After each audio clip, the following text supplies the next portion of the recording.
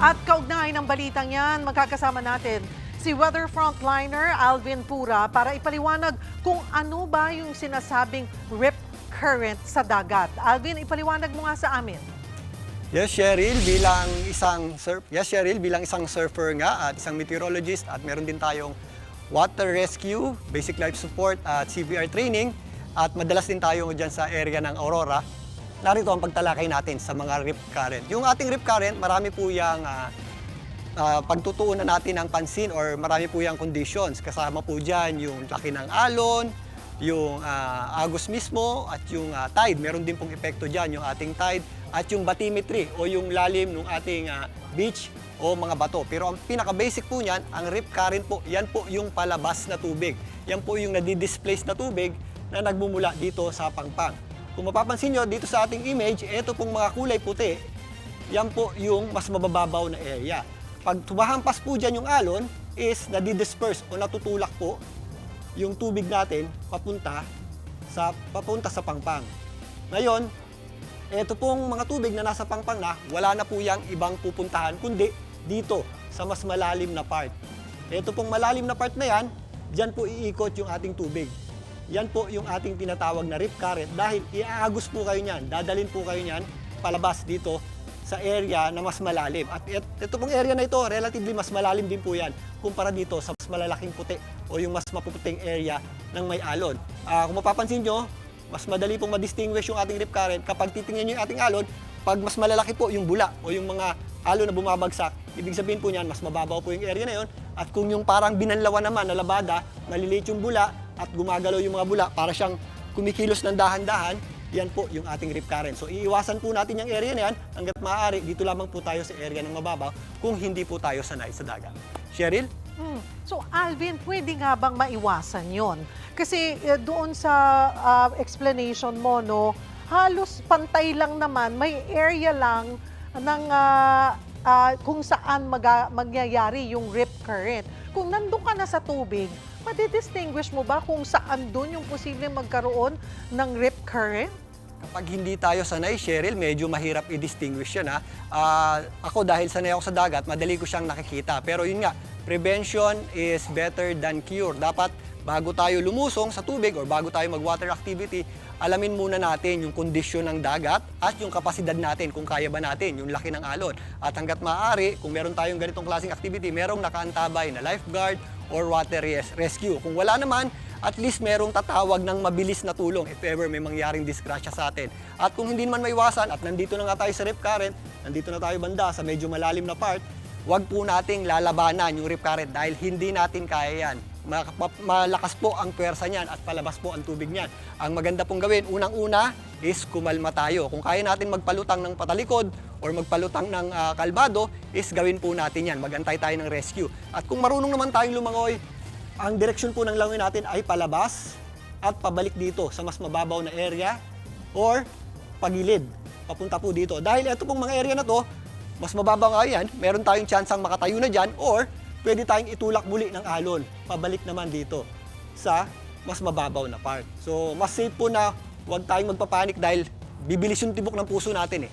Mas madali tayong mapapagod, mas madali tayong malulunod. Ngayon, relax lang, magantay ng rescue, o hanggat maaari, kumilos tayo ng patagilid, pumunta tayo doon sa mababaw na part.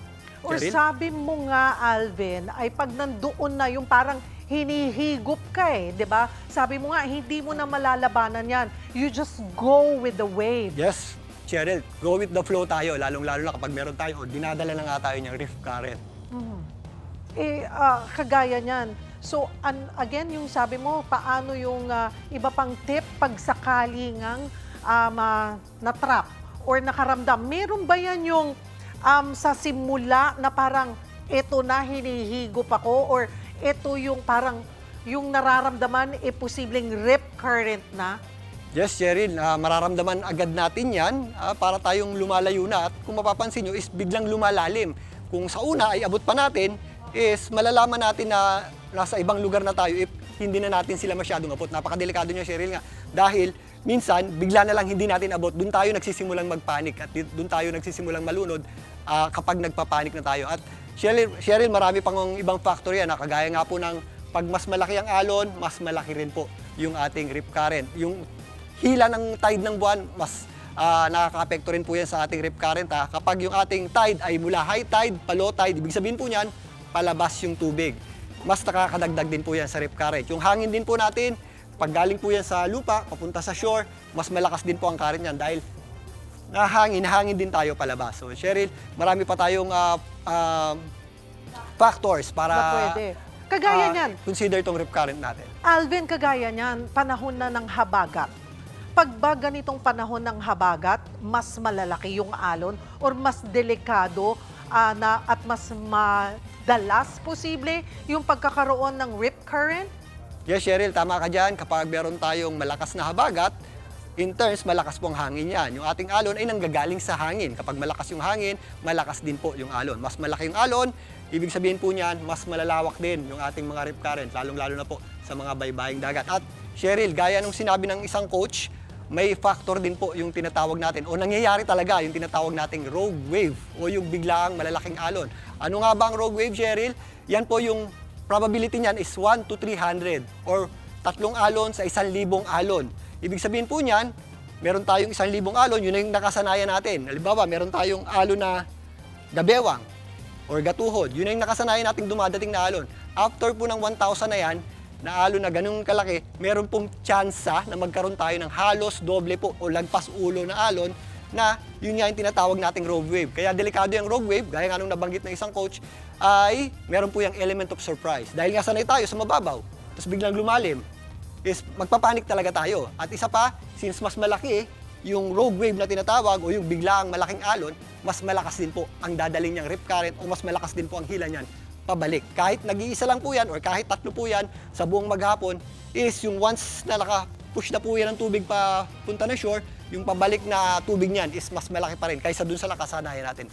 Kaya nakakagulat, Cheryl. At yun nga, pag nagulat tayo is nagpapanik talaga tayo. Ganun pala yun, hindi ka pala dapat magpakampante kahit na nasa mababaw na area ka lamang. Maraming salamat, Weather Frontliner Alvin Pura. Mga kapatid, Cheryl Hosing po. Maging maalam at may pakialam sa mga napapanahong issue at headlines. Mag-follow at mag-subscribe na sa social media pages ng News 5.